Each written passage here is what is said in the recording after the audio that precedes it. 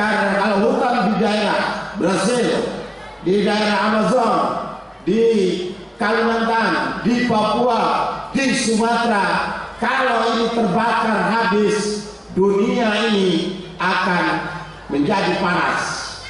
Panas bisa naik sampai 2 derajat Celcius. Nah, ini merupakan ancaman. Nah, bagaimana kita menjaga hutan tetapi masyarakatnya sejahtera? Nah, ini tidak bisa semua ini kita lempar semuanya kepada pemerintah, tetapi masyarakat, pemerintah, NGO, pengusaha dan lain-lain bersama-sama untuk membangun ini sehingga tidak menjadi ancaman dunia. Kalau Brasil ada 200 gubernur di muka bumi ini berkumpul di Los Angeles. Bagaimana saya membela sawit di tingkat internasional? Bagaimana saya membela hutan industri di tingkat internasional ketika palm oil kita atau CPO kita mau dikenakan pajak sampai 4 kali, 5 kali. Demikian juga dengan hutan industri kita dan lain-lain. Nah, ini usaha juga dia tidak bisa berdiri sendiri, tapi bersama-sama. Saya yakinnya, al-kul yakin, kata orang Islam. Lebih daripada yakin bahwa ini kalau kita kerjakan dalam jangka waktu 50 tahun ke depan, ini bisa akan tercapai dan terlaksana dengan baik, bisa terwujud. Dengan saudara-saudara kita dari negara lain yang tinggal di negara lain, kita harapkan nanti berdiskusi. Diskusinya apa? Bagaimana nanti kita bertukar pengalaman agar kita cepat maju? Apa konsepnya? Apa resepnya? Selain daripada itu, kita nanti keputusan-keputusan ini juga akan kita bawa kepada pemerintah Republik Indonesia melalui para presiden, kepada menteri terkait, kepada Kementerian Hukum dan Hak Asasi Manusia, kepada Komite Masalah Hak Asasi Manusia, Komnas HAM, dan termasuk ke PBB. Apa sebab dibawa ke sana? Karena jangan dunia internasional hanya menyalahkan pemerintah Indonesia. Demikian juga negara-negara lain yang industri maju, supaya tahu, jangan mereka hanya ngomong saja mana karbon kredit yang dijanjikan. Jangan hanya marah ketika hutan terbakar, tetapi apa jalan keluar ke depan kita memperbaiki ini semua. Bapak Menteri dan hadirin yang saya hormati, melalui mimbar yang terhormat ini sebagai Presiden Majelis Adat Nasional, saya mohon perkenan Bapak Menteri Hukum dan Hak Asasi Manusia, Bapak Yasona Halauli, berkenan untuk memberikan sambutan dan arahan bagi perkembangan bangsa Dayak menuju kehidupan yang lebih baik, sekaligus membuka Kongres Dayak Internasional pertama tahun 2017. Sebenarnya Bapak Ibu dan saudara-saudara, kita minta Ibu Menteri Pembangunan Manusia untuk membuka acara ini, yaitu Ibu Puan Maharani. Tapi beliau ada rapat terbatas dengan Presiden. Beliau menyerahkan kepada Bapak Menteri Hukum dan Hak Asasi Manusia.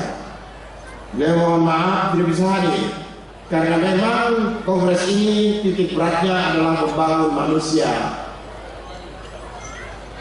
Bapak Ibu dan hadirin peserta kongres yang saya hormati dan saya banggakan, kita harapkan para pejabat yang mewakili menteri-menteri itu sesuai dengan bidang masing-masing nanti dapat memberikan arahan pada kongres ini sesuai dengan tugas dan fungsi masing-masing, sehingga kita tidak keluar daripada tema. Demikian juga yang dapat saya sampaikan pada kesempatan kali ini. Saya berharap semua kegiatan ini dapat memberikan manfaat bagi kemajuan bangsa Dayak sebagai penduduk asli Indonesia, diakui dunia dan mendunia. Jadi nanti kita bisa diakui oleh negara. Jangan hanya orang mendengar orang Dayak itu berekor, orang Dayak itu primitif, orang Dayak itu makan orang.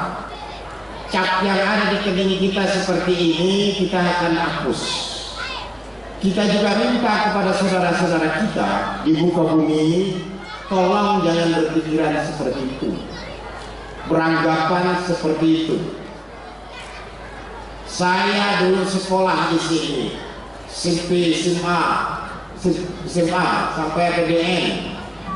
Kalau naik oprek itu, anaknya ada ingusnya di depan saya di dalam oprek ngomong. Anaknya itu ada ingus, dia marah sama anaknya, nangis itu. Tahu ini katanya baca galak. Begitu sampai di Seroja, saya turun, anak itu saya ambil. Oh Pak, katanya, dik apa dik? Karena ini anak Dayak, saya ini Dayak. Nangis ya, jangan Pak, minta ampun, minta maaf. Kau lihat katanya, aku ada bayi usia itu. Saya sekolahnya sore di SMA Kapuas. Nah, pikiran-pikiran seperti itu ya jangan lagi adalah. Demikian juga rusuh. Udah berhenti rusuh. Jangan dimanfaatkan untuk kepentingan politik praktis. Karena rusuh itu susah, Bapak. Saya menghadapi hal seperti itu bukan sekali. Mengakibatkan kita miskin, kita bodoh, dan kita dikuasai orang lain. Kita mau melarang mereka, ya tidak mungkin. Nah, oleh karena itu mari kita bersama-sama membangun daerah ini. Dan kita berkumpul ini bermacam-macam suku agama di Kalimantan Barat ini. Bukan baru 1 tahun atau bukan baru Indonesia merdeka, tetapi sudah ratusan tahun. Mulai dari kerajaan Majapahit sampai kerajaan Melayu Islam, sampai Belanda datang, sampai Jepang datang, sampailah Indonesia merdeka. Nah, ini kita sudah lama berkumpul, udah lama saling tahu budaya kita masing-masing, sudah tahu kita agama kita masing-masing. Mari kita jaga. Kita datang di sini hari ini, kemarin kita mulai berdatangan. Kita memberikan saudara-saudara kita yang ada di kota Pontianak ini kehidupan. Karena di sini tidak ada kebun sawit, tidak ada tambang, ya, tidak ada laut. Jauh lautnya udah diambil sama Mempawah, sama Kuburaya. Tapi jasa dan perdagangan ada di sini. Jadi kita bisa saling menghidupi. Mereka menghidupi kita, kita menghidupi mereka. Kalau kita tidak datang, hotel bintang 7 pun, misalkan bintang 2, bintang 5, bintang 7. Kalau tidak ada orang datang, Bapak Ibu dan saudara-saudara sekalian, tidak laku, tidak ada emisi, sehingga daerah tidak punya pendapatan, negara tidak punya pendapatan. Nah, ke depan Bapak Ibu dan saudara-saudara sekalian, negara dan daerah ini bisa hidup, bisa berkembang. Pendapatannya itu adalah dari para wisata. Contoh saat kita melihat negara-negara Eropa, mana ada lagi tambangnya, hutannya tidak ada, tetapi peninggalan-peninggalan sejarah ketika perang salib, kejayaan kerajaan-kerajaan mereka pelihara, itulah menjadi sumber pendapatannya. Berapa mereka makan? Kalau kita makan 1 juta di pasar kota Pontianak ini, itu kita bisa kenyang, bukan main. Tapi kalau 1 juta di Eropa paling ada 2 potong roti. Ada manfaat. Saya baru mengadakan survei Bapak Ibu dan saudara-saudara sekalian. Ada pertanyaan siapa Gubernur Kalimantan Barat 2018-2023? Jawabnya masih Cornelis. Mana bisa saya Cornelis? Demikian juga kepuasan masyarakat di atas 60%. Bapak Ibu dan saudara-saudara, siapa yang saya dukung diharapkan itu akan numbuh mendapatkan suara 15,5%. Dan ini dilihat tingkat kepuasan masyarakat terhadap kinerja para bupati, wali kota, dan gubernur Kalimantan Barat di atas 65%. Tepuk tangan dong untuk bupati, wali kota, gubernur. Karena memang membangun ini tidak sendiri, tapi kita bersama-sama. Baik, saya mohon maaf kepada Bapak Menteri karena lama ngomongnya, maklum orang politik. Saya kampanye tadi, rupanya bukan.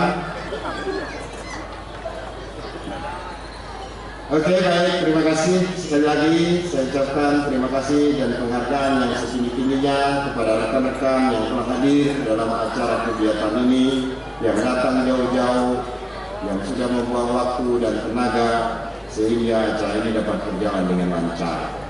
Mudah-mudahan 7 protokol daya itu bisa kita wujudkan dan kita bisa sampaikan.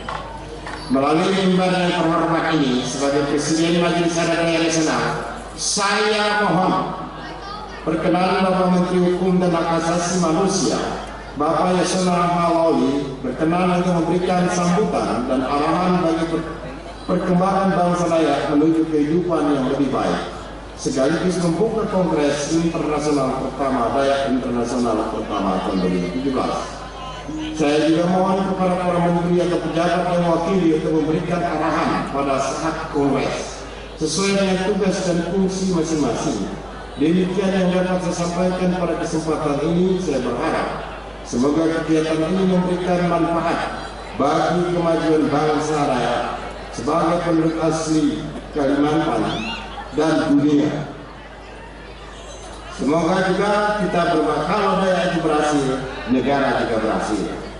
Oleh karena itu, mari kita bersama-sama untuk mengikutinya. Sekian, terima kasih. Semoga Tuhan Yang Maha Kuasa memberkati, memberikan petunjuk dan perlindungan kepada kita semua. Selamat pagi, salam sejahtera bagi kita semua. Hadi Katalino, Bacurani Kasaruga, Basingat Kaki.